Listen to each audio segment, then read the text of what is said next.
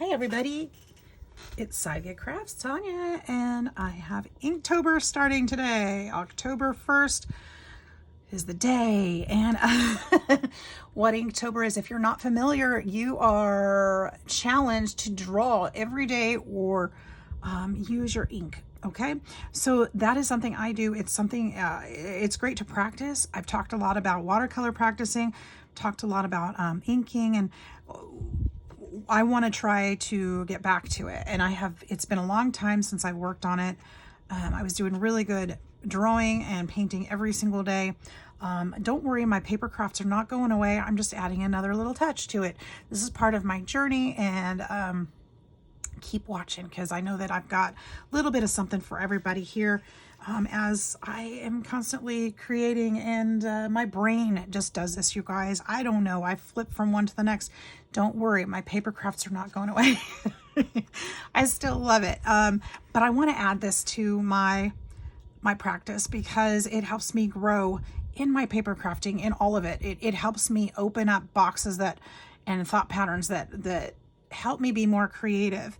So this is what I'm doing for October, in addition to all the other things that you guys know me for. So this is something that I did. I was actually dating these and practicing. This was on 4/12/20. So this was quite a while ago. I actually did the watercoloring first and then drew the flowers around them. So I inked the flowers. And I'm just going to kind of walk you through this little book. I'm going to be using the same book for this practice this month because it's already in a collection of my drawings already. So this was actually the same day. And I was watching some of my favorite YouTube crafters and just kind of following along and learning from them how they did different things, and really, really enjoyed it. And I can put their information below. It's Emma. I always forget how to say her name. Lefebvre. And then Shada Campbell are my two all-time favorites. They're just, their styles and their crafting and their painting, their drawing is just very, very, it resonates with me, their style. And they're very similar, but they're very different if you watch them. And they both do, I believe they both do classes and courses, but they definitely both do tutorials online for free too. So go check out their channels if you're interested in picking up some techniques and some ideas. They're amazing, I promise you.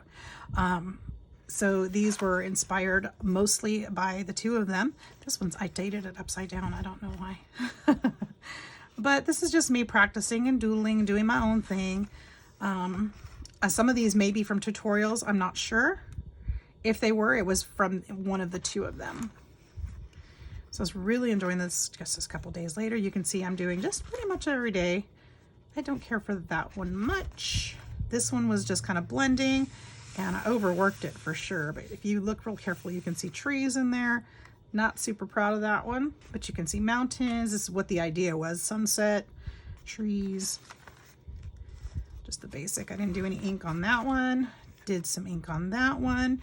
A lot of times some of the things that I did was I would paint the page and then just ink what I saw. So here I saw these flowers. I saw some, you can see, but I did the painting first and then just let it decide. I just decided intuitively what needed to be there. Looks like I probably didn't really finish that one, but I still dated it.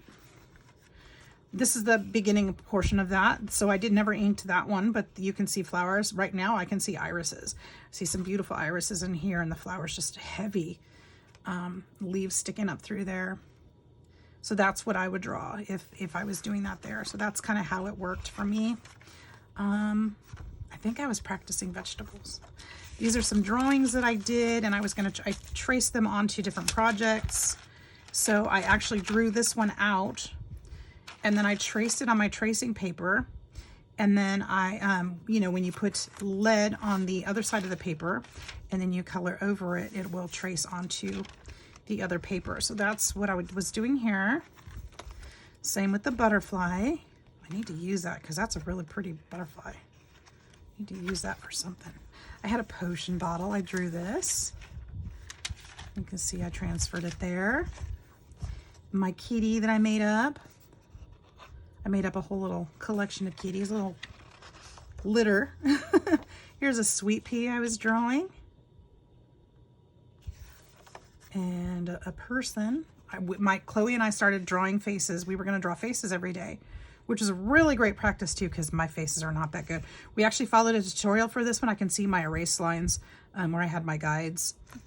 So not horrible, but not fantastic. Here's some little fun little people that we drew. And then this was a car. This was actually my Instagram picture is the car that came out of this drawing. Is it in here? I don't think it's in here, but yeah, it was a lot of fun. Maybe it's past. This was a tutorial by one of the gals. Different ways to do some different trees or plants or whatever. Dog, somebody's pet, they wanted their dog on something. Can't remember who did that. And then I've got a bunch of blank pages, so this is what we're going to use. So today, Shada put it out there, a little challenge to everybody to do a one-line drawing and to see how long it would take before you lift up your pen. So I'm going to do this. I don't know, you guys. This is going to be fun. So I know that it's a practice that artists have. I'm actually going to set my timer because I'm curious how long I can go. Well, I guess my video will tell me. Well, no, because I've already been videoing on here. So this is a practice that artists will do to make them kind of think outside the box.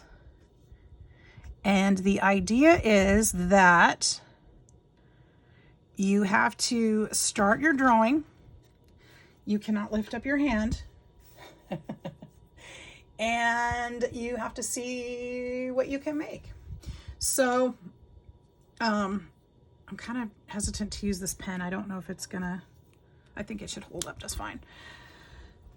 And yeah, so you see what you can make in that time without lifting up your hand, and how long you can go without lifting up your hand. It's a good practice because you have to go back and trace some things too, and your picture needs to, you want it to look nice too. So my thought is, Shada did a bouquet of flowers. Since I'm falling this week, and I don't mean falling like falling down, but doing fall projects, I'm gonna do a pumpkin patch kind of theme. And I don't know how this is gonna go. I don't know how long I can do it. I think my brain may pick up sooner than I wanted to, but we're gonna give it a try. So let's see what happens. Are you ready? I'm gonna start the timer. Here we go. I just cheated because I didn't go as soon as it said, but okay, I can't lift my pen. That's the whole idea.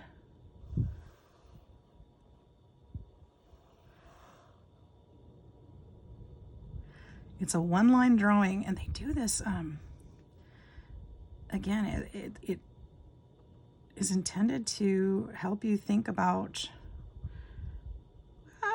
you want to be very careful about where you put your lines, and, very thoughtful and precise.